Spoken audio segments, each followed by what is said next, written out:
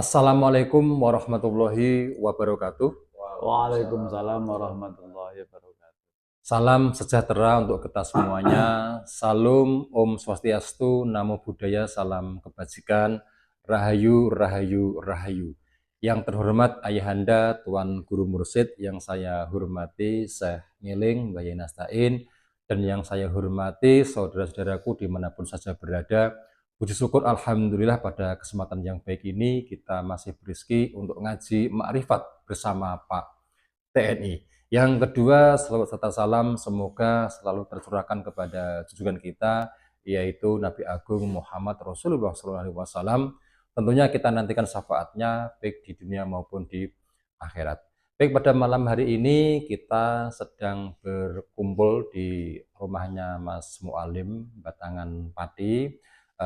Kita akan membahas tentang ilmu-ilmu yang ada hubungannya dengan makrifat ilmiah ya. Tetapi pada kesempatan yang baik ini ya kita akan membahas hadis riwayat Al-Baihaqi ya yang berbunyinya akan datang suatu zaman pada manusia di mana Islam itu tinggal namanya saja. Kemudian Al-Quran tinggal tulisannya saja. Kemudian masjid-masjid dibangun megah namun kosong dari petunjuk. Yang keempat, dan ulama mereka adalah makhluk yang terjelek yang berada di kolong langit. Dan dari mulut-mulut mereka keluar fitnah dan akan kembali kepada mereka. Ya. Satu persatu nanti akan diurai oleh Syekh Ngiling, Mbah Yai Nastain. Ya. Ini ya Mbah Yai Nastain. Nanti kita Isain nanti dijelaskan satu persatu biar saudara-saudara di sana itu memahami sejelas-jelasnya. Nah, yang pertama itu Islam tinggal namanya saja. Maksudnya gimana itu, Yai? Monggo. Assalamualaikum warahmatullahi wabarakatuh. Waalaikumsalam warahmatullahi wabarakatuh. Bismillahirrahmanirrahim. Alhamdulillah. Wassalatu wassalamu ala Rasulillah Sayyidina wa maulana Muhammadillah. Ilahi anta maksudi wa ridhoka matlubi. Pada para pemirsa semua, penjelasan tentang hadis itu adalah hadis yang terjadi di akhir zaman tentunya.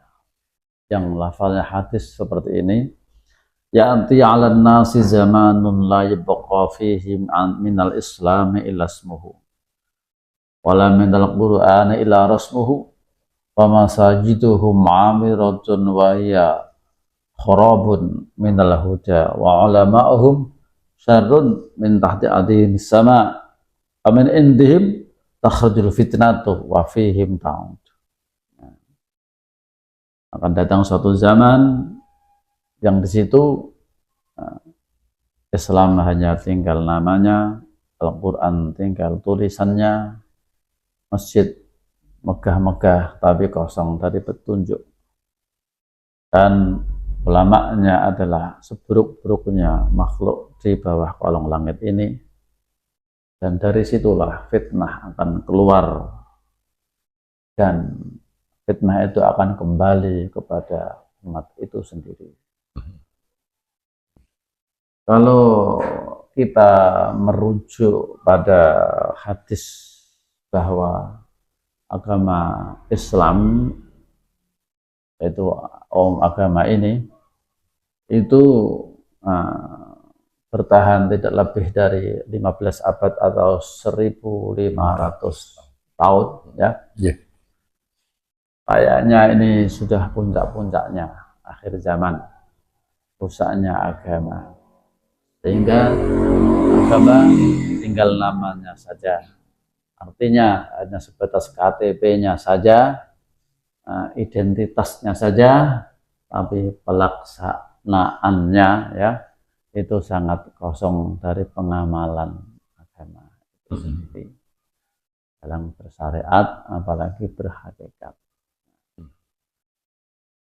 Dan juga Al-Quran hanya sebatas dalam bacaan-bacaan saja secara jasmaniah, tidak sampai yaitu menyentuh pada rohani. Walaupun toh banyak-banyak masjid, tapi nyatanya yang dibaca hanyalah kaset-kaset saja. Itu artinya hanya bacaan yang tidak ada ruhnya, karena kaset itu sama seperti nyanyian, bedanya itu adalah bacaan Al-Quran. Artinya tidak ada ruhnya, banyak kaset-kaset. Dan itu fenomena itu ternyata sudah terjadi, apa yang telah disabdakan oleh Nabi. Dan juga masjid megah-megah, tapi nyatanya megah dan ramai, tapi kosong dari petunjuk, hanya sebagai apa, sebuah masjid itu sebuah hiasan atau sebuah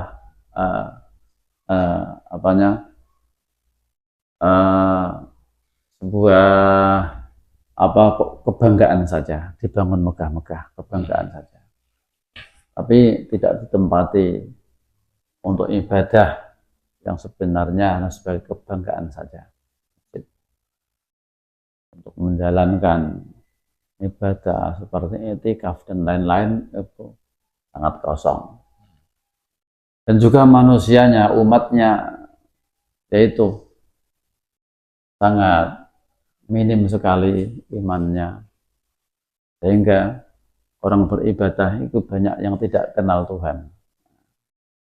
Ibadah sangat rajin, tapi tidak kenal yang disembah. Itu rata-rata zaman akhir. Zaman akhir. Fenomena yang seperti ini, ya, itu kayaknya sudah mulai terjadi, atau memang sudah terjadi.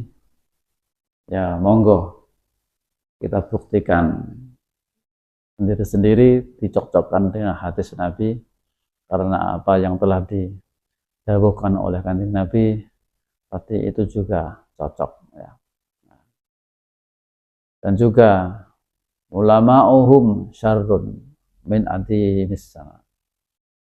Ulamanya, pemimpin-pemimpin agamanya itu rata-rata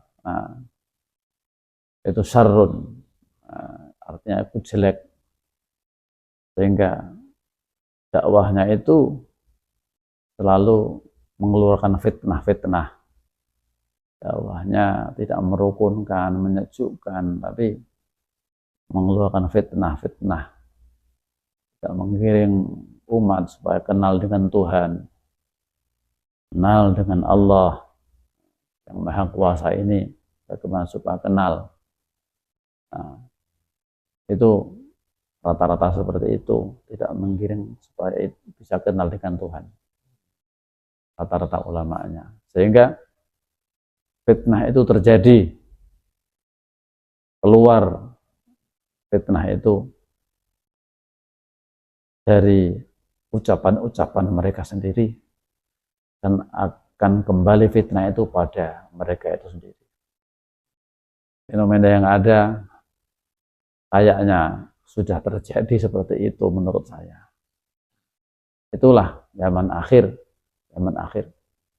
Memegang agama seperti memegang bara yang sangat panas dan memelocotkan tangan, ya. Kalau tidak benar-benar kuat imannya, maka akan dilepas. Sehingga orang ngakunya beragama tapi rata-rata tidak kenal Tuhan. Itulah karena iblis luar biasa.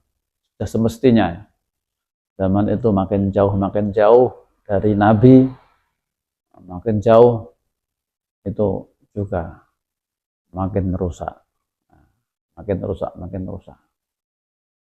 Maka dari itu Islam ini ada pembaharuan. Itu sudah menjadi janji Allah dalam hadis, innallaha yab'atsu fi hadhil ummah ala ra'si kulli mati amin ma yujaddidu dinaha. Allah Ta'ala itu akan mengutus untuk umat ini tiap-tiap 100 tahun mengutus orang yang memperbarui agama ini. Agama yang rusak ini, yang rusak itu ya agamanya ya orangnya yang beragama yang rusak. Itu. Tidak mengenal Tuhan. Hanya semata-mata kebanyakan orang-orang sudah tergila-gila dengan kemewahan dunia. Sehingga kehidupan hanya mencari kenyamanan sendiri-sendiri. Kalau sudah nyaman, kayaknya sudah enak, tidak perlu kenal Tuhan, tidak apa-apa, yang penting nyaman, itulah. Karena yang dekat dengan Tuhan itu memang luar biasa. Apanya yang luar biasa? Orang mencari Tuhan dengan Tuhan itu memang harus benar berbakti yang sungguh-sungguh, mencurahkan jiwa, raganya, dan hartanya untuk jihad fisabilillah dengan dalam visi misi, ya, yaitu gurunya, dalam visi misi ulama waris yang di zaman ini. Itu yang perlu dicari untuk membimbing dan membina rohani kita ini. Karena tiap-tiap zaman itu pasti ada seorang utusan yang itu walinya Allah Subhanahu wa Ta'ala untuk membimbing membina umat ini. Karena ada hadis yang telah saya baca tadi. Nah, itu kiranya. Mungkin kita diperjelas lagi ya. Yang pertama itu tadi kan Islam tinggal namanya saja. Tadi disampaikan Islam hanya namanya atau yang tertera di KTP-nya itu dia. Karena Islam itu kan syaratnya itu bersahadat. Bersahadat itu bersaksi, dan bersaksi tentunya bersaksi tentunya kita bisa menemukan seorang utusannya agar kita bisa bersaksi syahadat tauhid dan rasul akan bisa menemukan yang karena kalau tanpa menemukan seorang utusan itu tentunya belum dikatakan Islam yang sejati itu ya.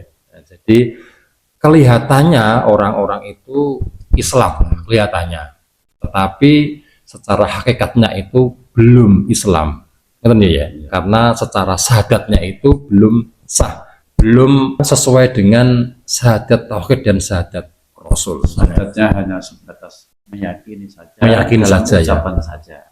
Itu saja syahadat jasmani, syahadat syariat.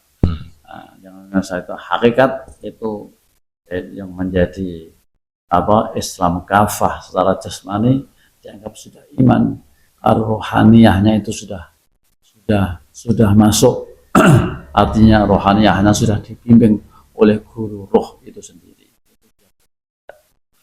Artinya ya memang guru yang sanadnya secara rohani dan jasmani nyambung sampai Rasulullah Muhammad SAW, itu otomatis sudah menjalankan syahadat secara hakikat.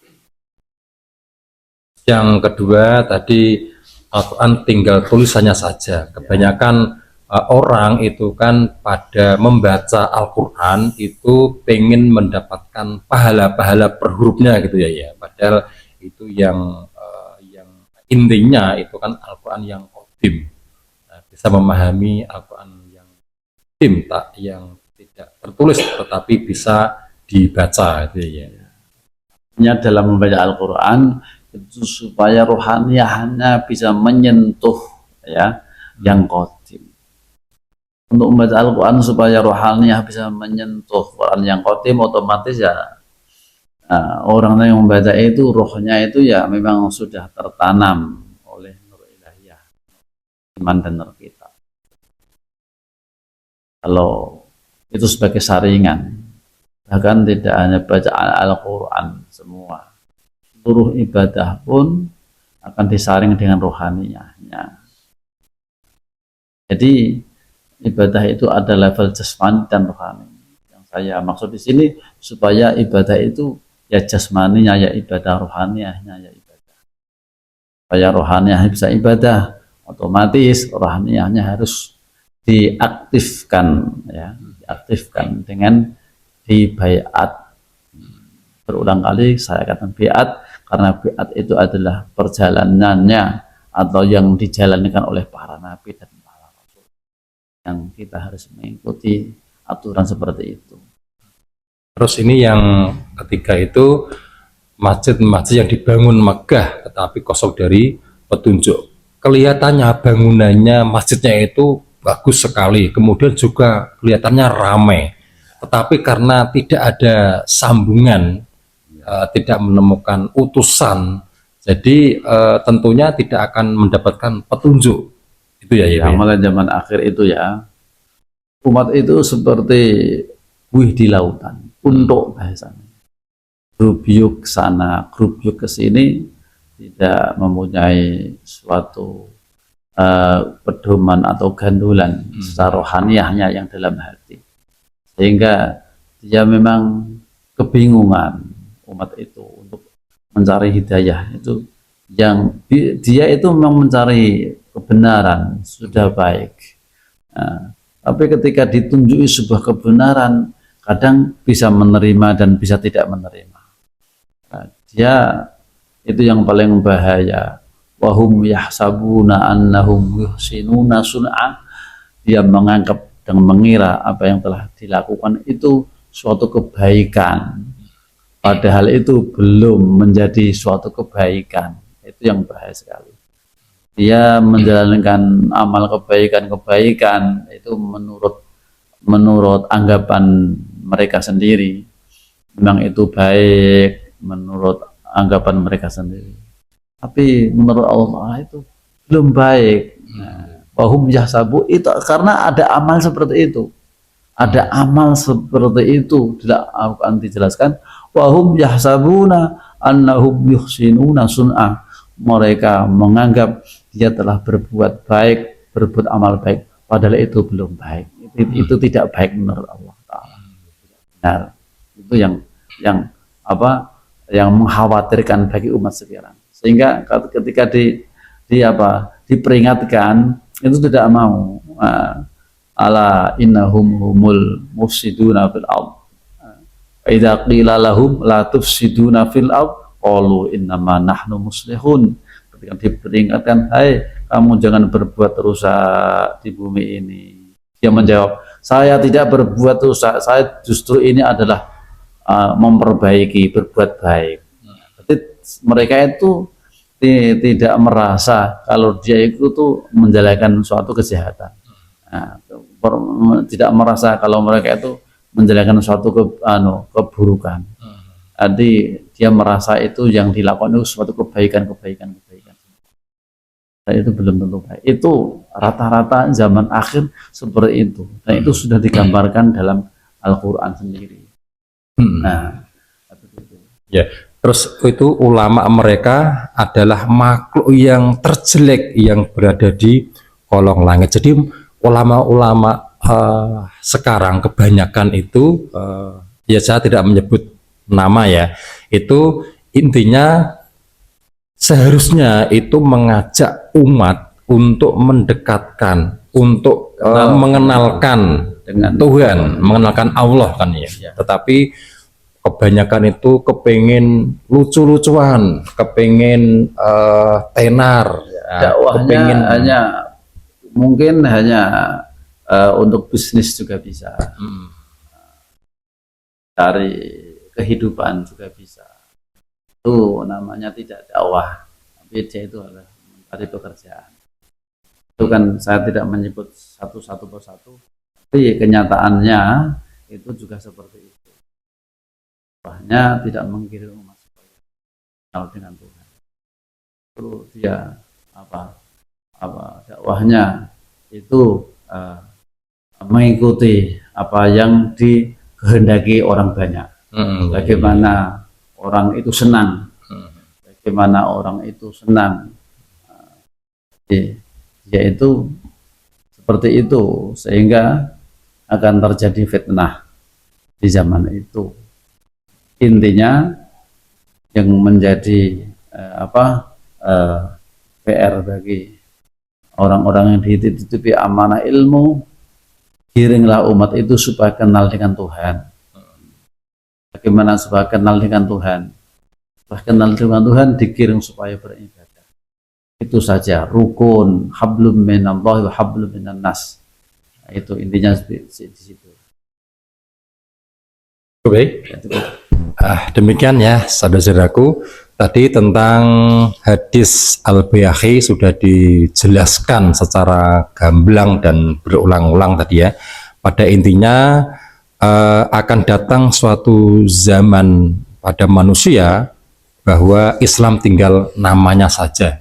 Jadi kenapa disebutkan Islam tinggal namanya saja? Karena syarat rukun Islam itu kita harus bersahadat. Bersahadat itu bersaksi akan Allah dan Rasulnya ya. Dan tentunya itu harus melalui dengan baiat ya. Ketemu seorang utusan zaman sekarang kemudian berbaiat, itu adalah syarat utama untuk menjadi Islam. Kemudian kenapa disampaikan Al-Quran tinggal tulisannya saja ya, karena kebanyakan manusia dalam memahami Al-Quran itu hanya menginginkan pahala-pahala dari bacaan ya, katanya itu satu hurufnya 10 pahala dan sebagainya itu. Padahal sejatinya di intinya Al-Quran itu adalah Al-Quran yang qadim, yang tidak tertulis tapi bisa dipahami, bisa dibaca ya, itu Al-Quran qadim. Dan kemudian kenapa masjid-masjid dibangun megah tetapi kosong dari petunjuk? Memang saat ini masjid itu dibangun sangat megah dan juga ramai jamaahnya, tetapi karena tidak ada sambungan atau seorang utusan zaman sekarang, jadinya itu kosong, tidak ada apa-apanya, karena petunjuk itu harus melalui seorang utusan pada zaman sekarang. Kemudian ulama mereka adalah makhluk yang terjelek di kolong langit. Jadi pada zaman saat ini sudah ya, itu dakwah-dakwah para ulama ya, mayoritas itu hanya pengen lucu-lucuan, hanya pengen ketenaran, hanya tujuannya hanya duniawi ya. Tapi sesungguhnya dakwah yang sebenarnya itu adalah mengajak umat untuk mendekatkan umat kepada atau mengenalkan umat untuk mengenal Allah atau mengenal Tuhan. Dan karena yang disampaikan itu tidak mengajak atau tidak mengenalkan Tuhan, orientasinya duniawi, itu ada terjadi fitnah di mulutnya sendiri itu ya. Demikian tentang penjelasan hadis Al-Baihaqi. Tentunya sangatlah sudah jelas yang disampaikan Mbah Yai Nasta'in. Kurang lebihnya saya mohon maaf. Salam kebangkitan agama tauhid, salam makrifat ilmiah nalar tinggi, thariqah Naqsabandiyah Qaulidiyah, ilahi anta maksudi waridho kamat lubi. Wassalamualaikum warahmatullahi wabarakatuh. Waalaikumsalam.